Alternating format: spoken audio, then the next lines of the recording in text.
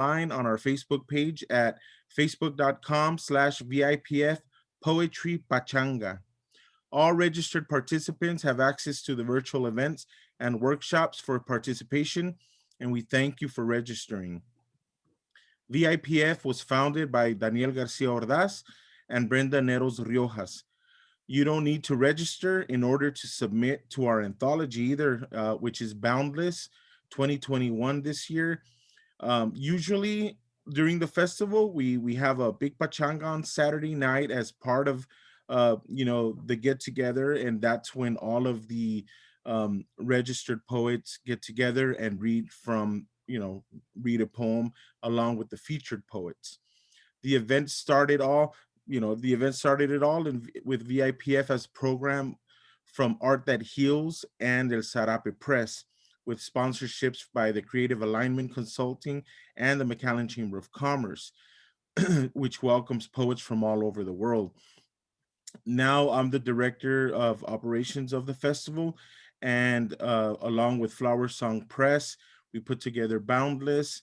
And this year, we are doing a few things that are different.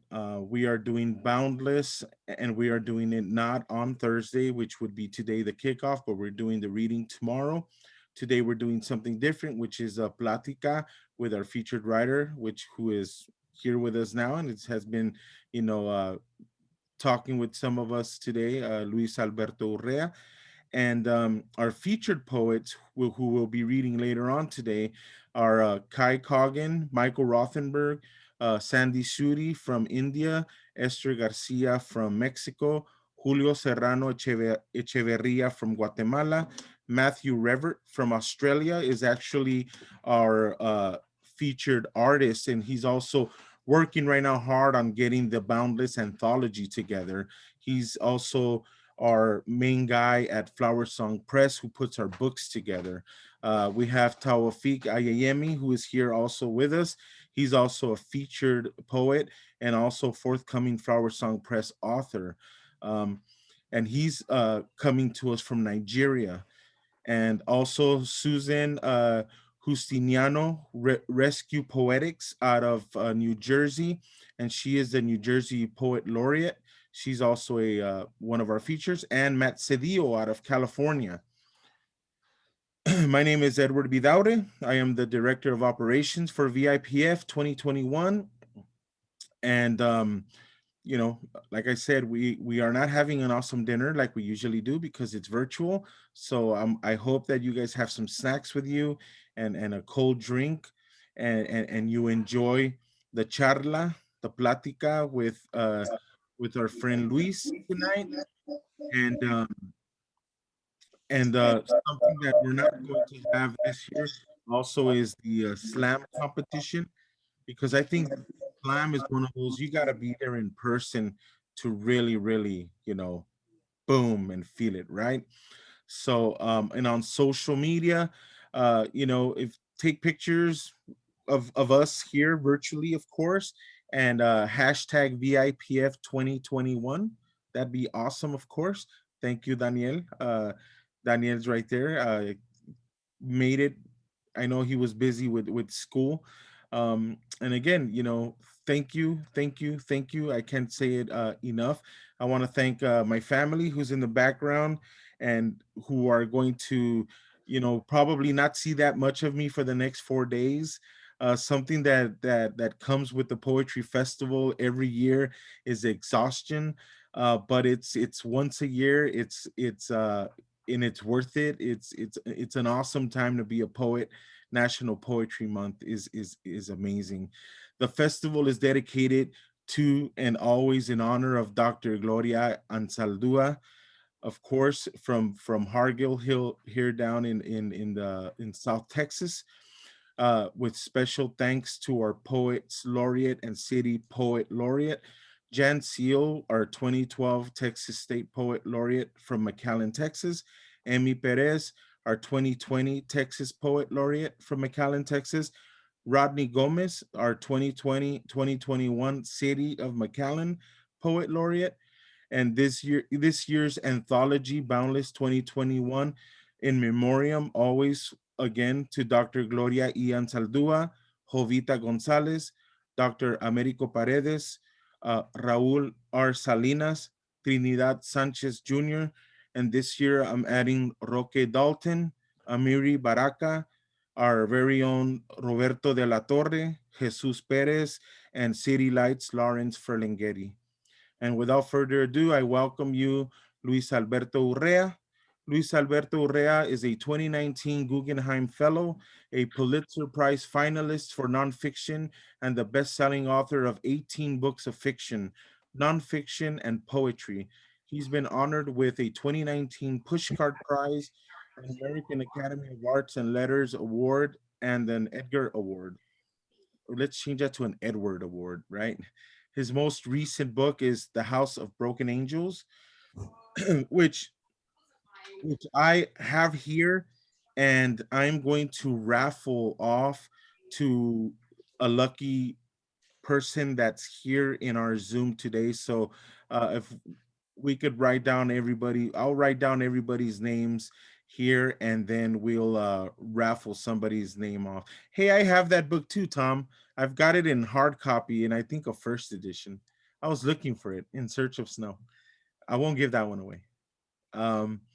And okay. I have a bunch of crates of it in my garage. Nomás para que sepas, eh? Hey, well, Never open, brother. If we can add that to the Dude, I will send you a box of 20, man. All right. Sign them.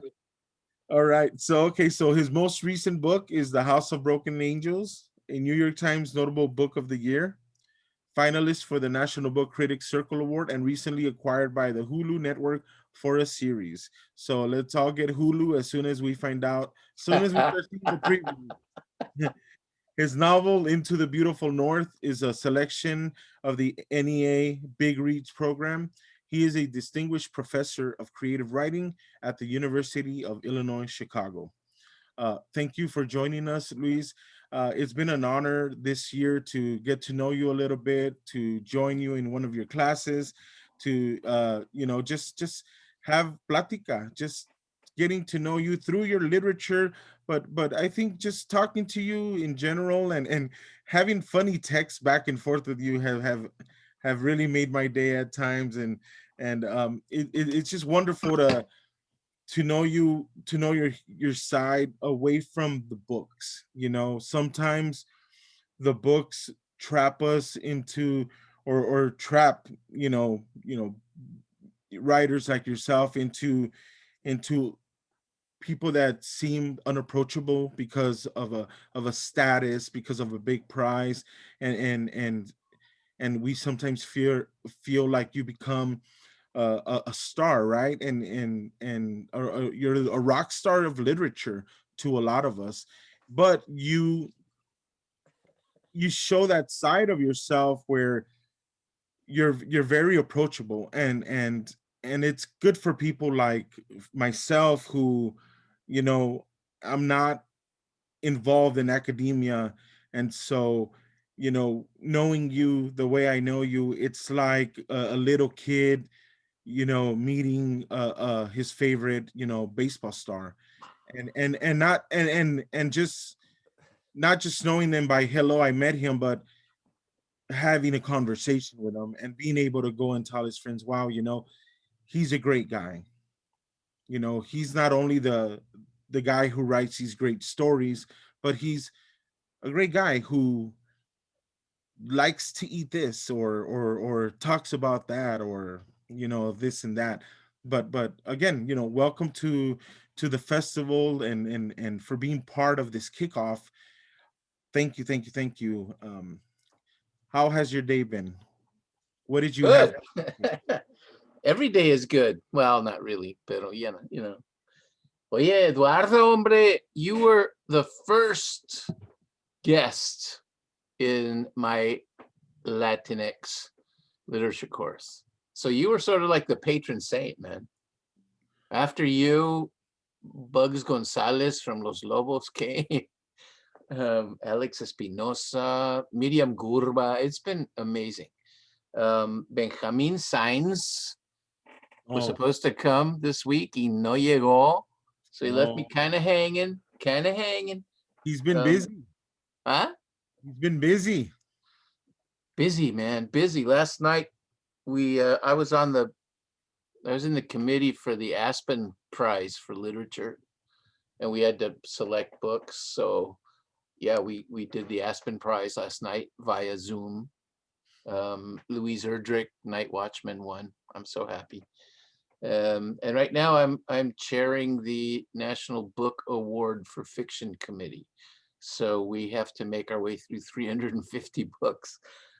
But they sent us each Kindles or iPads, because the first time I did this, I wasn't the chair of a committee, but it was nonfiction, and they sent 750 books. Way, imagínate, but physically, like truck after truck came, and there were so many books that my daughter Chayo, she was a little kid back then, built a fort with books, man. I came home one day and there was a fort and she was in the middle of it. I was like, hijo, what am I going to do with these books?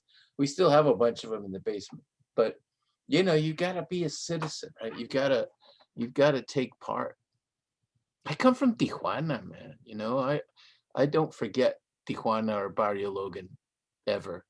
And so it's nice of you to say nice things, but I don't know what your experience has been, but part of what happens, I think, is that people do become rock stars or aquí, you know, and I think it's a crime because, you know, people read out of love.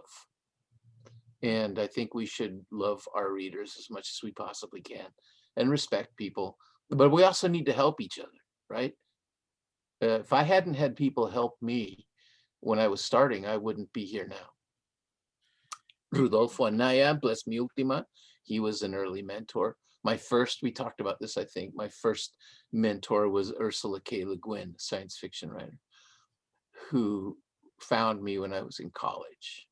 And she coached me, man. She taught me how to be a professional writer instead of a crazy boy with a notebook, which now I'm a crazy old guy with a notebook.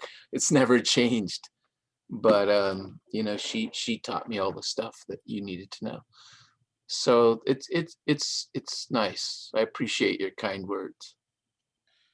I Now, what do you think, want to know, man? Time is money. well, Come on. you know, you're a community rock star where, I get rock star, man. you know, and it's not that you see it that way, but we want to hold people like you know, in high regard, because we need people like you. You know, we want to be able to say there are people, you know, like us that are doing great things. You know, when I was going through school and getting through, you know, life, I didn't know of literature by my people.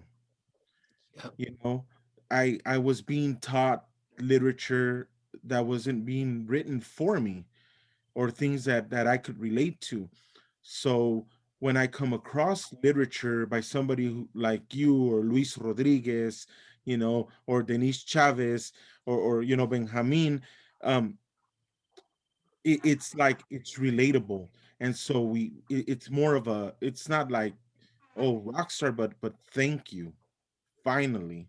You know, and it's probably there all along. It just wasn't accessible, or it wasn't given to us.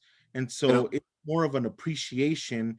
And how do you feel when you hear that it wasn't, you know, and it wasn't accessible to you? Or how did you come across literature that inspired you? Or did you feel it's not there, so I'm gonna write it?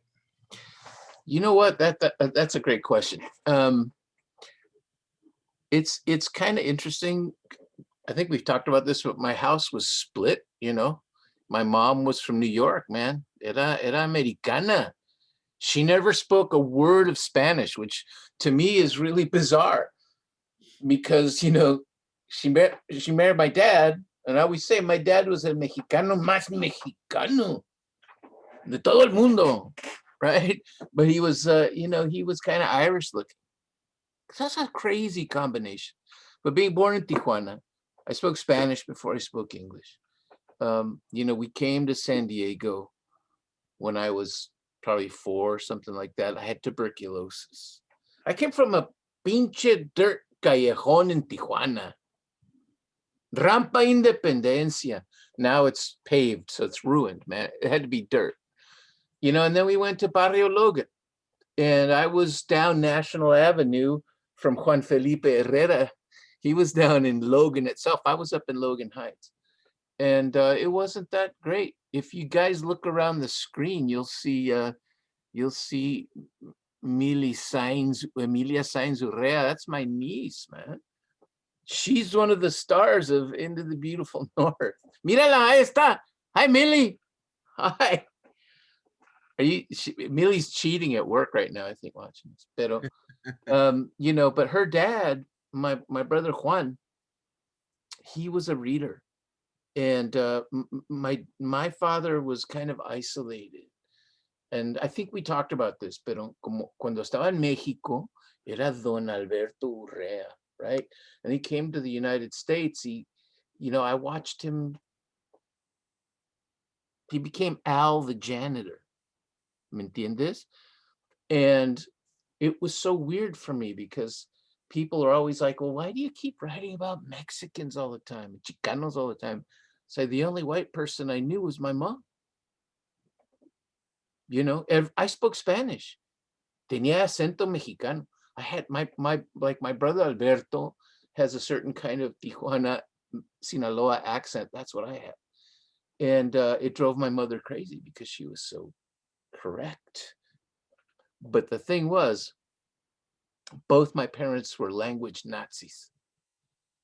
My mother was just strict as hell, right? If I ever said the word ain't, I probably would have been flogged, right? Pero mi papá, español, al estilo mexicano, como hombre. Because I was raised by women. He wasn't around much. I didn't have men around. I had women around. And he thought, oh, you speak too much like a woman.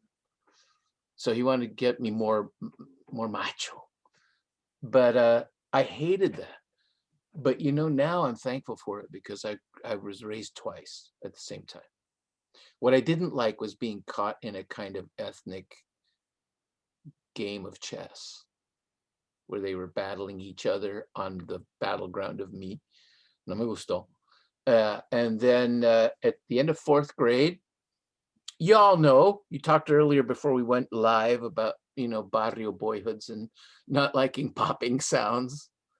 I remember watching a naked guy with a shotgun running around between the apartment blocks. And I thought, first of all, I'd never seen a naked dude before. And secondly, he had a shotgun. What? I was a good Catholic boy. I wanted to be a priest, you know. It was like 4th grade or something.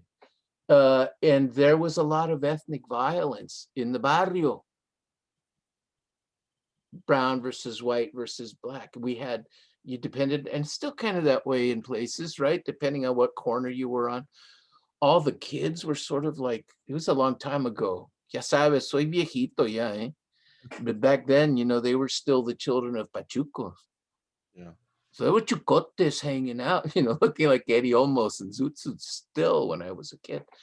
But they didn't have the kind of weaponry we have these days. So it was knives or brass knuckles. And I got punched, you know, I got chased, punched, beat. I did. And so one day I got chased by somebody with a knife. It sounds so dramatic, but at the time I just ran like a maniac and I ran into a store and the guy in the store protected me from the guy with the knife. It was crazy. And my parents thought I'd lied because I came home late. Y mi papá, siendo muy macho, made me go in the bedroom and take off my clothes. And he came in with a belt. Y me lo dio. Whack, whack. And I was begging him, don't do this, don't do this. And then they found out it was true because the man who owned the store came and told them, is he okay? And then they were like, oh my God, what have we done? Right? So it was time, they thought, to move away from that ambiente.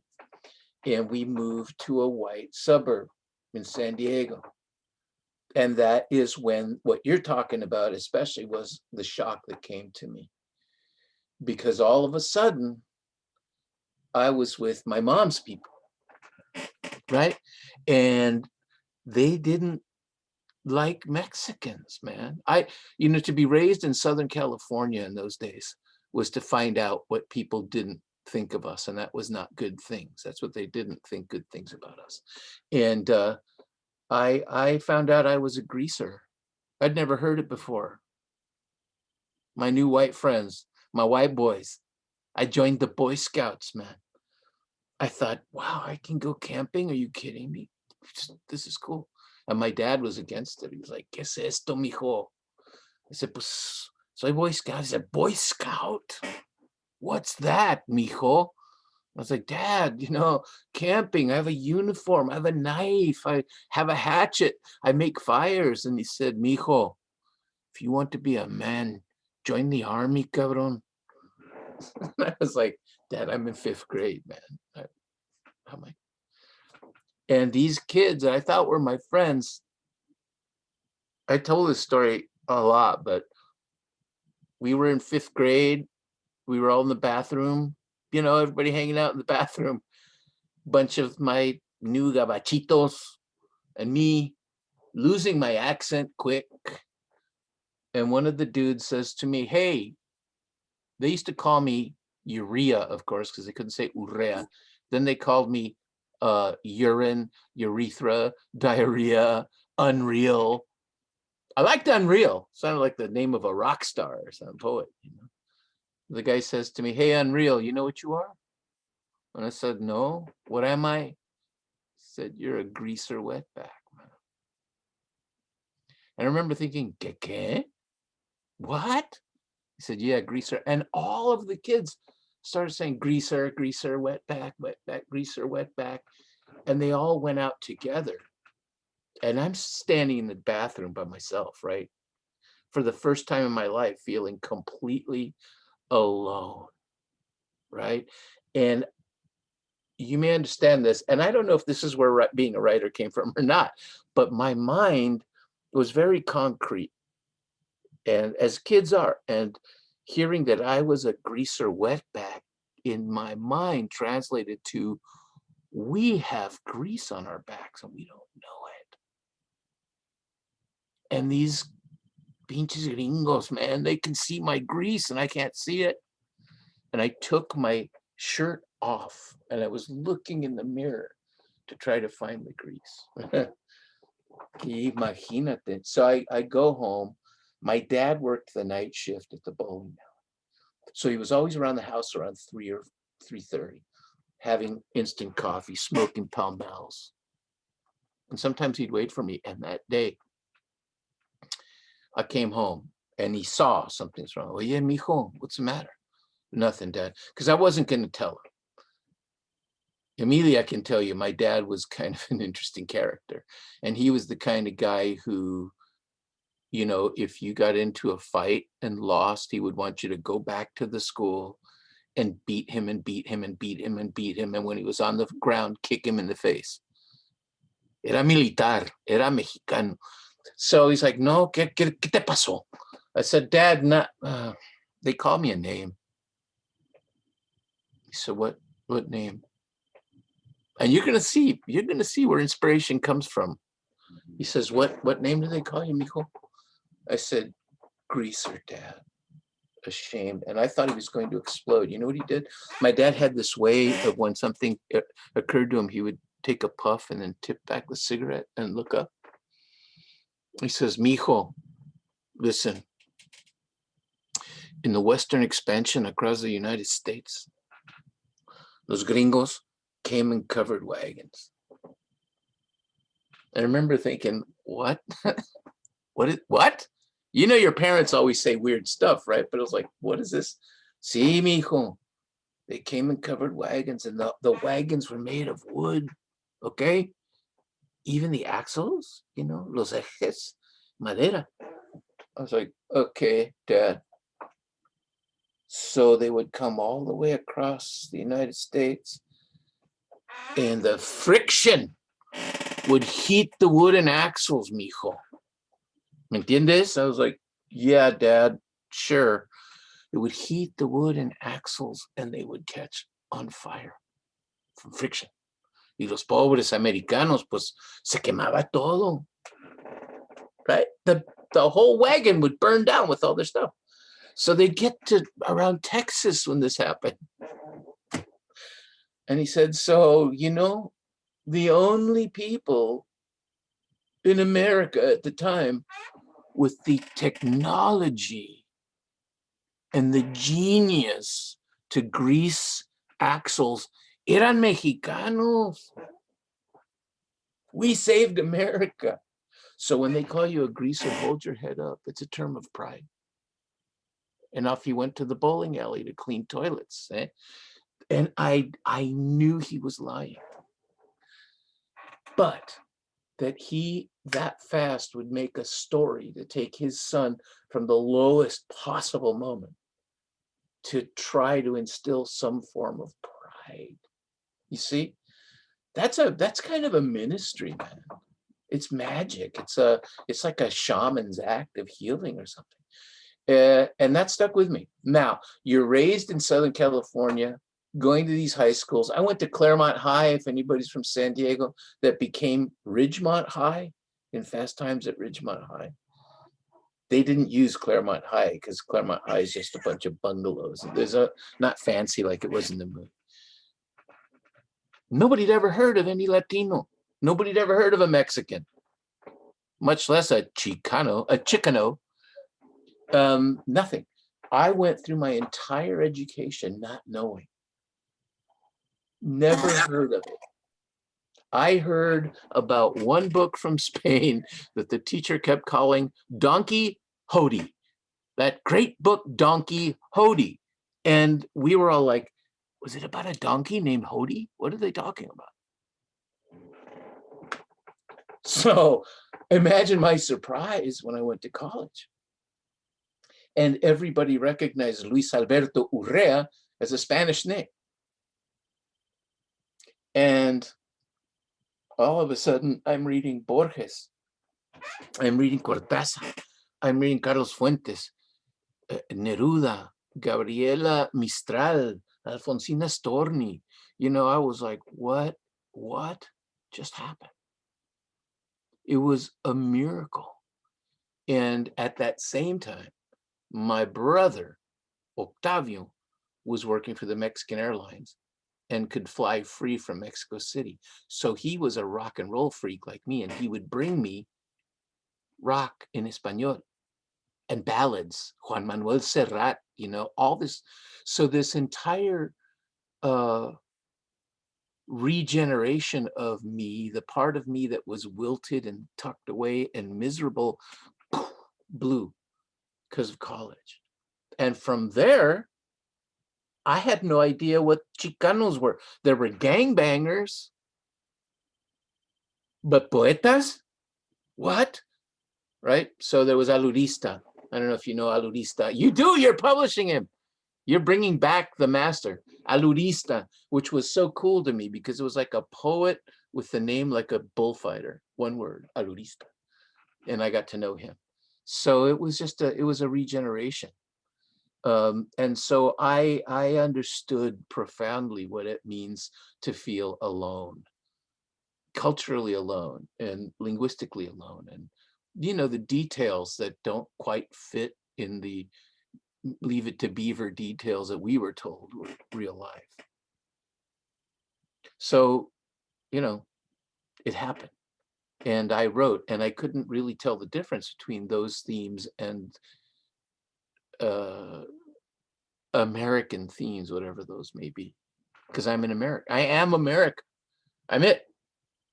You know, I am Mexico and I am America because this is how it's defined here for me. So I just try to represent as best I can. And I think if you don't help people, eres cabrón. You know, you've got to. You've got to. I look around and I see, even to this day, people who are hurting, just like that poor kid in the toilet, you know, feeling alone and lost, and people making fun of you. It's even worse now. It's even worse now. So yeah, I try to do outreach. My wife says I have a Jesus complex, but you know, you've got to do it. And you do it too. You're like Mr. Missionary, man. Ya te conozco, güey. It's important work, you know, because it's there's so many people out there doing it. There's so many people that are doing good things, and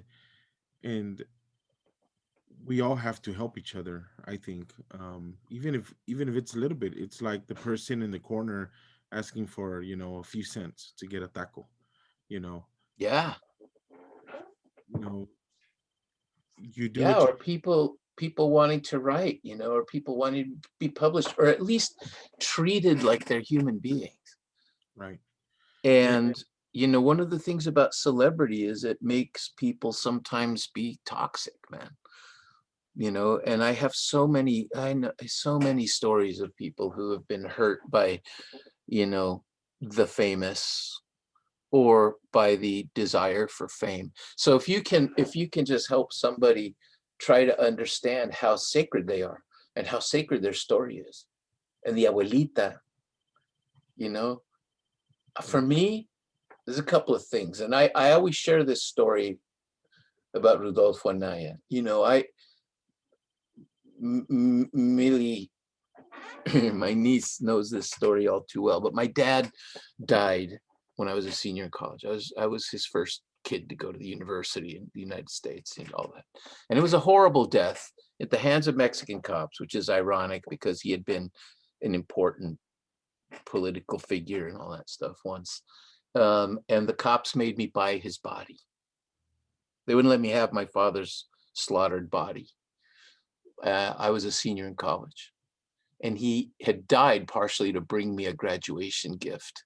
And I had the money, still wet, because he was hurt so badly, he wet himself and had blood on the edges. So I had to spend the money my dad died to bring me to buy his corpse so we could bury it. And my brother Juan, Mili's dad, helped me because we ran out of money and we had to ask relatives gathered to help us get enough money to bury my dad. And we buried him on a unmarked grave in Tijuana. It's marked now because Juan, my brother, finally did it. But you know, that was a stunning experience, man. And so I wanted to, you know, I wanted to find some meaning, and there was a kind of a miracle that I met someone who worked in Tijuana with the poor. And that really touched me, and I went and did that. And at the same time, one of the great Chicano scholars, Don Cesar Chavez, Cesar Gonzalez. I wish Cesar Chavez did. Cesar Gonzalez at San Diego Mesa College. And Cesar was best friends with Rudy Anaya. And so Rudy was the first celebrity I ever met. He came to San Diego, hung out with him, but he gave me a commandment. And I give it to my students and I give it to everybody, but it's the yardstick I measure what I try to do by. And that is, when we were talking about his work, and some of the Chicano critics said Rudy Anaya wasn't political enough. And I asked him, you know, what do you think about that? He said, Mira, Luis, he said, if you can, through your art, make your abuelita in Tijuana the grandmother of a reader in Iowa or Nebraska, he said, that's the most powerful political and spiritual act anyone can do. And I thought, damn, you know, wow, that's really cool.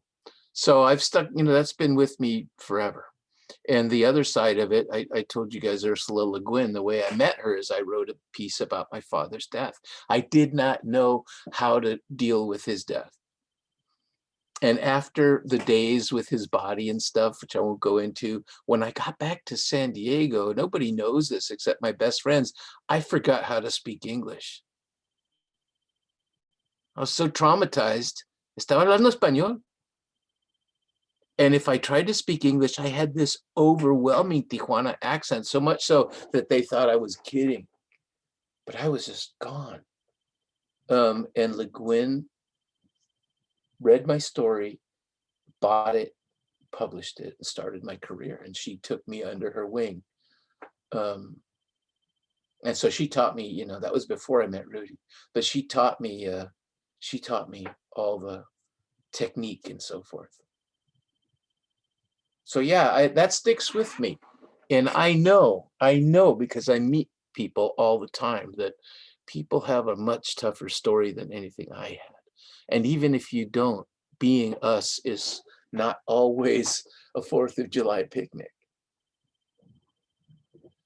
So having a little compassion and love goes a really long way.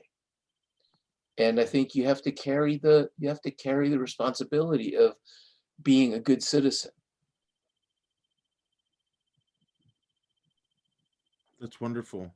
I really love that you talk about your father, and your father has a lot of influence in, I feel, in your life and in your work.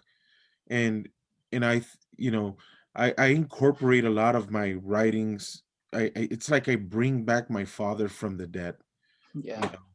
in my poetry. And I don't know what I don't know what I'm doing by it. you know Sometimes I look at it, and I get angry, because it's like I bring him back to kill him all over again, I bring him back for him to die all over again in a poem or something like that. And it's, I feel confused at times, and sometimes I bring him back, and to just incorporate something that I feel was missing in a life between him and I. And so, in your writings, when you're writing about your father, or you're thinking about him in your writings, how does he influence you in it? And do you feel like um many people do that in general, or have you heard of people that do that? I think a lot of us do. I think everybody on some level does. My dad was a complicated he was a complicated guy. So, and I was never quite sure if he approved of me or not, you know. So I don't know. I may be trying to prove it to him wherever he's at still. Quien sabe. Though I'll tell you that after he died, one of the experiences I had was that we were all scattered around Tijuana, most of us, and staying with friends or whatever. I was staying with my cousin Hugo in my grandma's house, in on Rampa Independencia. It was a funeral parlor called Gonzalez, Funeraria Gonzalez, in downtown Tijuana. And Hugo was the one who actually went and helped my father die. He drove all the way from Tijuana to San Luis Rio Colorado. And he's the one who held my father and told him, "You can leave now, it's okay." He's a tough guy. Era el bandido, in the family. And so it was my job to go down to sit awake with my dad at 2 a.m. And Hugo took me and he dropped me off. It was surreal because it's just me and the funeral workers in the back. They were receiving corpses. And there was a room with my dad in his coffin on a table. And then nobody came. They forgot I was there. I don't know what happened. It was supposed to be an hour. It was 2 a.m. and nobody showed up till the funeral. So it was just my dad and me. And Millie's aunt Gloria showed up at about 3. It was just Gloria and me. It's one reason I love that woman to death still to this day, because it was just us. She was on a date, and her date waited sort of outside the room, and we unscrewed the lid on my dad's coffin and opened it, and it was a beautiful thing in a terrible way. But she had to leave, and so it was just me and my dad. And I remember he was up on this table in the coffin, and I thought, I'm never going to sleep near my father again. This is it. So I lay down on the floor under, it's kind of crazy, but under the table. And I was so frustrated, I said out loud, I hate this. And his voice said to me clearly, I know, mijo, I always hate waiting like this. It's terrible. I was like, what? And I got up and I said, can you hear me? He said, yes. Silence thereafter. And I was like, I'm going crazy, man. Stress, or I don't know what's going on. After he died, after the funeral, I had this dream. And, you know, I did the Hummingbird's Daughter, right? So I was with curanderas, hechiceras, medicine men, medicine women for 20 years. So they gave me perspectives on these dreams. But I had a dream that I heard his car pull up into the driveway. And I looked outside, and he was sitting in the driver's seat, and his glasses were gone. And you had to know my dad, he was always dressed well. He was disheveled, super peinado, his hair standing off. And he was just sitting there and I went outside and I said, Papa. And he looked at me and he said, what happened to me? ¿Qué me pasó? I said, you had an accident. No. I said, yeah, you crashed this car. No, I didn't. I said, you did. And I said, why don't you come inside? And I took him inside the house, and he sat in a chair in my house. And I realized in my dream, my dad doesn't know he's dead. My dad does. If I lie to him, I can keep him. I couldn't do it. I started to cry. And in the dream, I knelt at his feet and I held his hands and I said, you died. What? How's this? I said, I'm sorry, you died. And you have to leave. Te tienes que ir, papá. Estás muerto. Estás muerto. Estás muerto. And he left. And I woke up sobbing. I do not wake up sobbing. And a couple of days later, guess what? I was asleep and I hear the engine outside, and I get out of bed. It's a dream again. And he's in the car. But this time he's all fixed up. He's got his glasses, smoking. I said, mijo, súbete. I get in the car. He says, let's go for a little drive. Now, we're from Rosario, Sinaloa, okay, originally.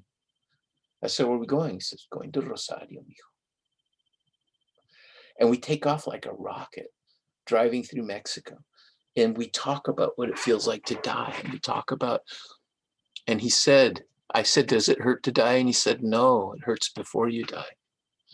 He said, I was all alone there waiting for you, and you never came. And I started to cry. I said, I didn't, you know, I said, it's okay. You got to stop all this crying. It's done.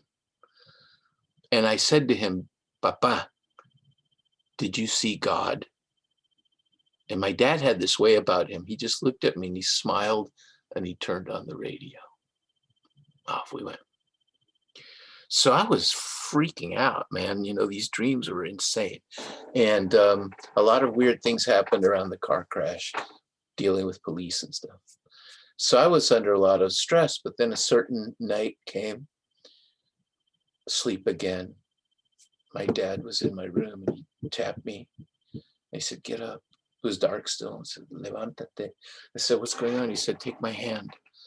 I took my dad's hand and we floated up and out through the roof of my house into the air.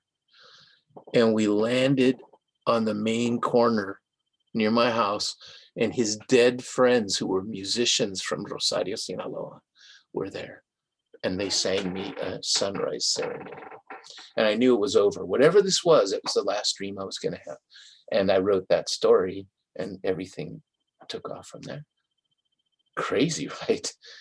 So I think I've been representing, you know, my loved ones, my dad, yeah, but you know, Millie's dad, my godparents, everybody in Tijuana, the unbelievable burden of all the years of working with the real poor and the Tijuana garbage dump. I was the translator. So I was the ears, but I was also their mouth.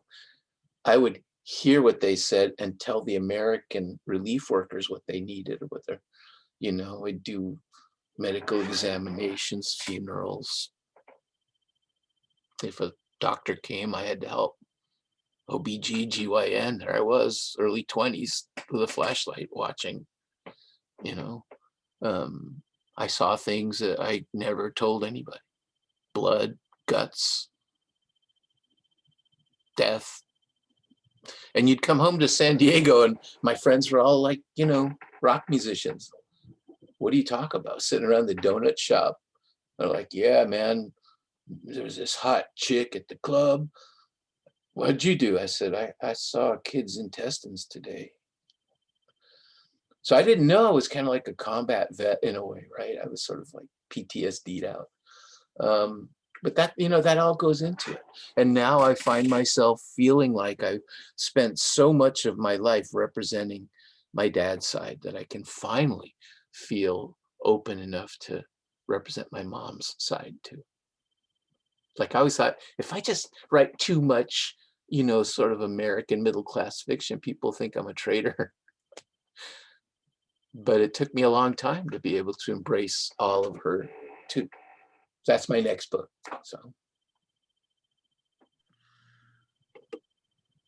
That's you've got so much you've got so much to write about. I mean, and continue writing about. I was going to ask you, when do you know in what genre to write about? Because you write in a plethora of genres. I mean, fiction, nonfiction, poetry. yeah, I mean, what haven't you covered?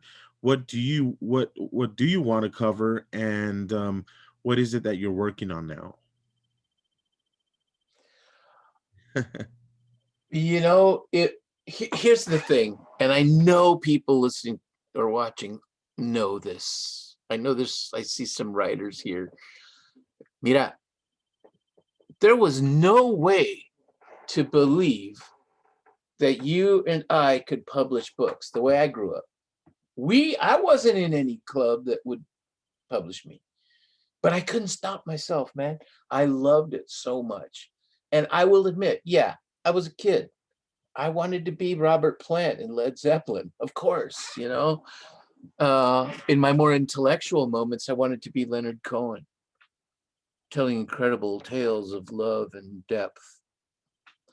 And I was a reader. I read a lot. And so this thing kept, se surgía la energía, no, you had to do it, I had to do it. And I thought, partially because of my dad, you know, my dad, like I said, worked in bowling alleys most of my life. He started out as a busboy when he crossed the border, then in the tuna cannery, chopping up fish. And then we had a bakery in San Diego called Helms Bakery. And so the Helms Bakery man, I think they were in LA too, but they had a truck and they were like the ice cream man, but with donuts and cookies and pies and bread. And they'd have a little whistle. And that's what my dad did, but he ended up in bowling alley. So I grew up playing in the back of the bowling alley, climbing around on the Brunswick machines. And I watched my dad and I thought, my dad is a genius because the bowling alley didn't have enough money to keep replacing pins. And the pins get beat to heck, you know, and he would rebuild them. I'd sit there in the back and watch him and he'd put it on a lathe and he'd reform the pin and he would repair all the damage and he would fiberglass it and put shellac on it. And I thought, look at this guy. And my dad could repair all the machines. And he also was a kind of strange genius in that he picked these bowling alleys because, being Mexicano, he was the man with the most education and intellect above all the Americanos in the bowling alley. He was like the professor. Very political. And his daydream was they had a lounge. He wanted to be the lounge. He was a pianist and an organ player. So he wanted to be the guy later on that didn't have to work, but would play every night and have a snifter for tips. And he had the whole dream. So I watched my dad, and, you know, my dad didn't want to be a blue collar guy, but he was. So my deepest impression of this kind of stuff, and my mom worked in a department store. So I had this thing that I thought you need to know all the tools. Like in my mind, to be a writer, it must be like being a journeyman carpenter or something like that. I want to know how that saw works. In real world, I'm useless. Cindy, my wife, does everything because I'm like, I don't know. She once said, you know, if the plumbing went bad, you couldn't fix it, but you could write a poem about it while the plumber fixed it. Ni modo. But I thought like a working man. And I thought, if I want to do this, I want to know everything they do, right? I want to know how Jethro Tull writes those thick as a brick. How did they do that? You know, Leonard Cohen. And I had you'll appreciate this. I had an idiot's epiphany because I was music maniac. And I had started discovering poetry, right? Charles Bukowski. And the older kids in the high school were reading Coney Island of the Mind all the time by Ferlinghetti. So I read that. And my mother was very intellectual, so she gave me T.S. Eliot. Dear boy, I want you to study this. And I thought, what is this guy? What is he saying? But I was fascinated with it. And I would take my allowance money, and I would either buy a record album. Back in those days, they were $3.19 for an album, or a trade paperback book, which were $1.75 to $2.25. Now they're $29. And so I was in the bookstore, and I went to see if they had a Charles Bukowski book. And I was looking on the poetry shelf, and there was a book of poems by Leonard Cohen. I was like, what? And then next to it, there was a novel, The Beautiful Losers by Leonard Cohen. And next to that, a novel by Bob Dylan, Tarantula. And next to that, Jim Morrison's poetry, The Lords and the New Creatures. And on the far end, John Lennon's Book of Stories, A Spaniard in the Works. And it was like this, it was like something from, you know, Bill and Ted's Excellent Adventure or something, or, you know, Wayne's World. This idiotic epiphany came. The angels sang, and I thought, dude, these guys typed. What? I just thought this stuff just happened. They typed. Oh my God. So it all started happening that way. And I loved Richard Brodigan back then. You know, I liked all these writers that were crossing these borders. Ironic, isn't it? Crossing a border where they tell you you've got to be somewhere. That wasn't my experience. I kept moving. So I read everything, and I wanted to do everything, and I wanted to see how it worked. You know, I wanted to see how Richard Brodigan could write a little tiny poem and get away with it. Or Jim Morrison write a poem that was only one sentence long. I was like, cool, because I was also flojo. I thought, if I can write one sentence, I'm good, baby. And I had my notebooks. I didn't have any money. I was never going to have any money. I was the only greaser wetback in my school. I didn't have good clothes. I didn't know how to dance. I didn't have a car, nor was I ever probably going to have a car. Our plumbing was broken. This is what I had. And I'd become the only guy in the school who could write poems. So romantic gold first. secondly, my friends who were musicians, I could write lyrics for them, right? It was all this wonderland, and I could make stories, and I could transcend the life that I was in that I didn't like. So imagine going to the university and finding out that people in the university specialize. I was like, what do you mean you're a poet? It was the 70s. The poets wore black turtlenecks, dude, and they held their cigarettes like Frenchmen. Yes, I'm a poet. I was like, faker. You're a faker. You've got to learn everything. But you know, I was amazed we specialized. But I'd already been in the habit, and I'm not saying I was good. I wrote everything. I wasn't good. I was bad at everything, but I wrote it. You know, and then you know, so that I think that's where all of the vibes come from. And as far as knowing how or what it tells me, you know, over the years, I got a very kind of, and partially because of Teresita and Hummingbird's daughter, you know, I have Yaqui cousins, I have Mayo cousins, I have Apache cousins. I didn't know this growing up. Imagine my shock.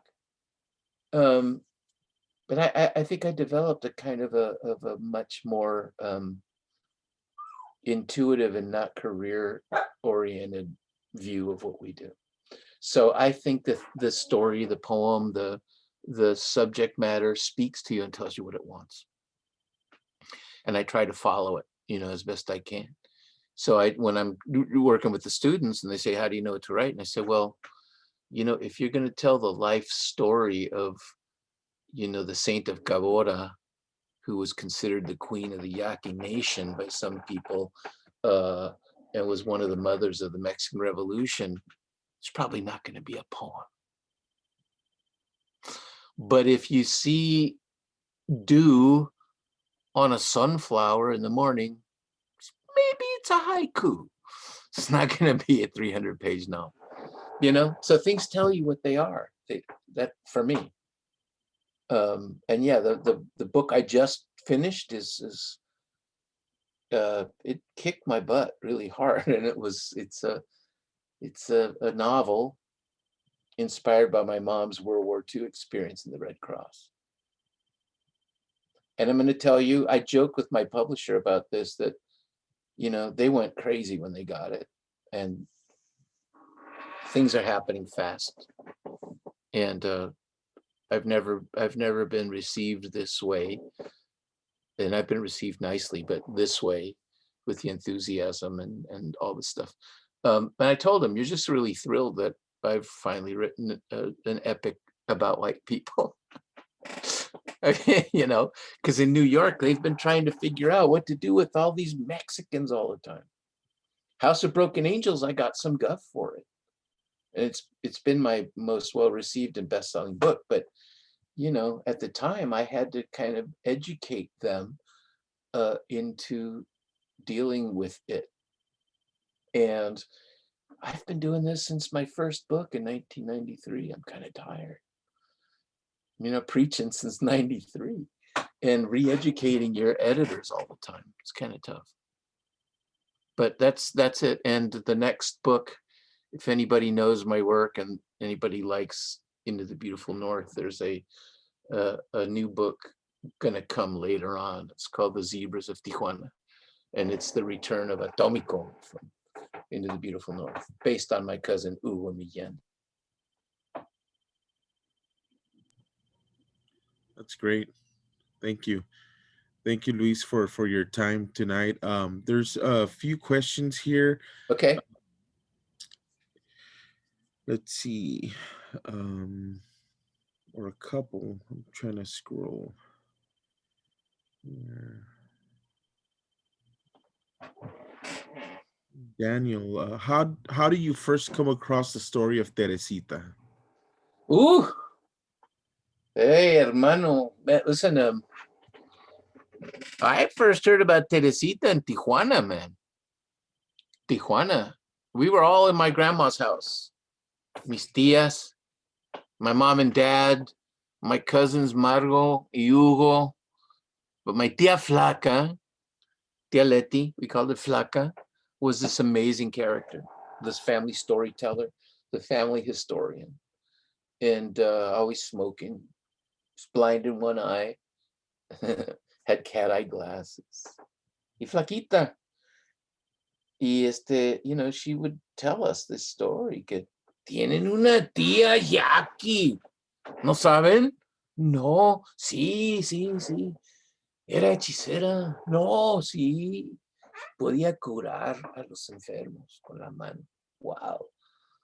Yeah, she'd say, your tía Teresa, she could raise the dead. ¿Qué te parece? Be like, what? Sí, pues estaba el fulano muerto. She would touch him y se levantaba el cabrón. Wow, tía, this is amazing. And I grew up with these stories. And as I got into adolescence and, you start getting a little skeptical, her stories got a little more out of hand. So she was like, ¿saben qué más? She could fly. Be like, what? She could fly. Then I started saying, oh yeah, sure. I was getting a little bit more, a little bit distance from Tijuana. And so I decided it wasn't really, it was just a myth. And that Cesar Gonzalez, Rudy's friend, I went to San Diego Mesa College and I was his bilingual tutor in Chicano studies. And he said to me one day, Luis, ¿eres Urrea? I said, yeah. And he said, eres hijo de la Santa. And I said, son, what saint? He said, la Santa. Santa Teresita. And I said, oh, yeah, that. I said, that's just a folk story, man. It's just a legend. And he said, no, Luis, it's a true story. I said, Cesar, no. And he taught Carrie McWilliams the book North from Mexico. And there's a chapter in the book about my aunt, Teresita.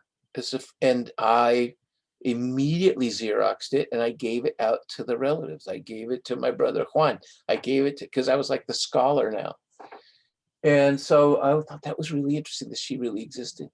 I didn't know I was going to write about her, but he had footnotes. So I tracked those down over the years and read them, and that was interesting. And, she just gets her hooks into you. And I thought more and more and more about her. Long story short, I ended up, it's so pretentious, forgive me. I ended up getting a job teaching writing at Harvard. I don't know.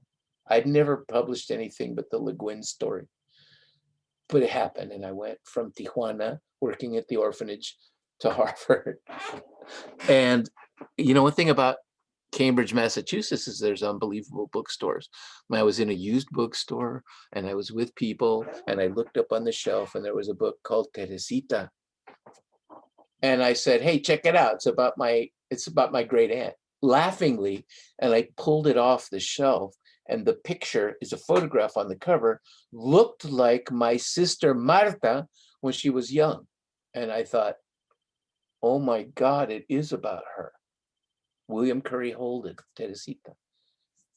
And I bought it and I read it and then I got his footnotes. It just became this avalanche. And you got the greatest library probably in any university there, Widener. And there was all kinds of stuff about our family and her. So I just started rolling in 1985. And, by the time my first book was published in 93, and then my first novel was bought for some cash, actually, I had a little freedom. And I started to travel, and everywhere I went, I would research her. I went to Mexico City, Tucson, El Paso, all over, everywhere I could. And it just started asserting itself, so that's how it happened. And there was this moment in 1994 after all this research when I realized if I was going to write this book, I should be around the Yaqui people, who in the United States are concentrated in Tucson. So I moved to Tucson. I gave up everything and I moved to Tucson. And I remember telling my friends, I'm jumping off a cliff, hoping to fly. I think I'm going to fall all the way to the bottom and crash. But what I'm going to try to do is bounce if I do. It was terrifying, man. But it was like the biggest thing I'd tried. Give everything up to go pursue this woman. And I got there, and you'll appreciate this because the raza knows these stories so well. I'd forgotten. I got there, I did a reading, and they put my picture in the newspaper. And the next morning, my phone rang in the place I was renting.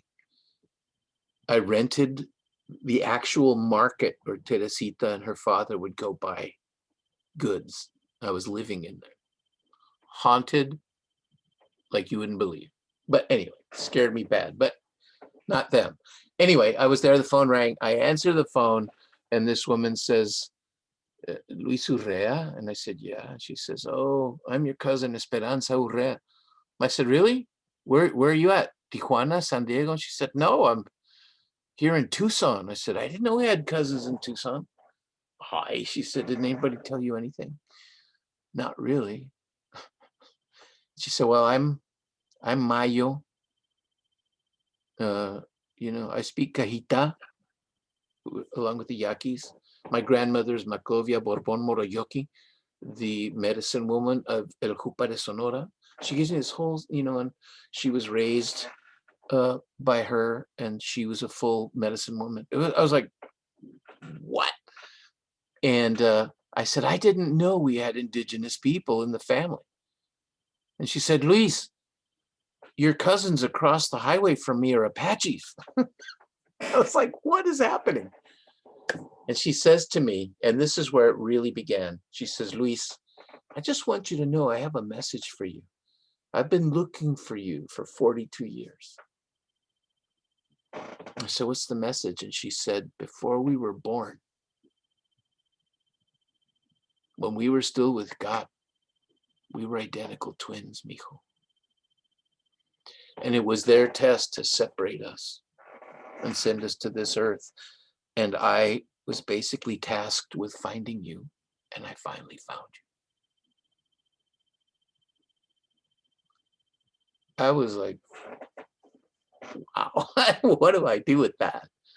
And the very next thing, to make it muy rascuache, the very next thing she says is, so mijo, you want to come to a party? You know, I went all the way from levitating to want to go to a party. She says, I'm making green tamales, man. I said, oh, shit. And she said, and the Apaches are coming. I said, well, I'm in. I'll go. Y ahí empezó todo. She started training me right away. And then, you know, medicine people of every imaginable stripe showed up. I felt like Teresita came and all these doors opened. So I had to just ride it, man. You know, it was like learning to surf. Hope that answered the question. Yeah. I mean, if anyone that's here hasn't picked up one of your books,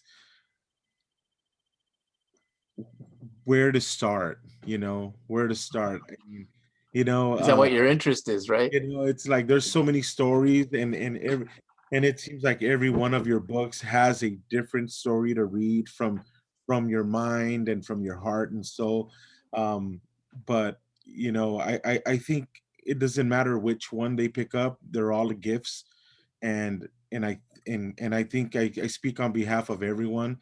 Thank you for being that gift to us, you know, and you know, this pick up the new book, pick up all the books, you know, Thank the you. highway. I mean, just the first few paragraphs of this one caught me, you know, and I was like, oh my God, what's gonna happen? You know, it's like, you know, and then you told me about reading the poetry and ghost sickness, and there's the other book that I told you I left at that Airbnb in Louisiana. Yeah.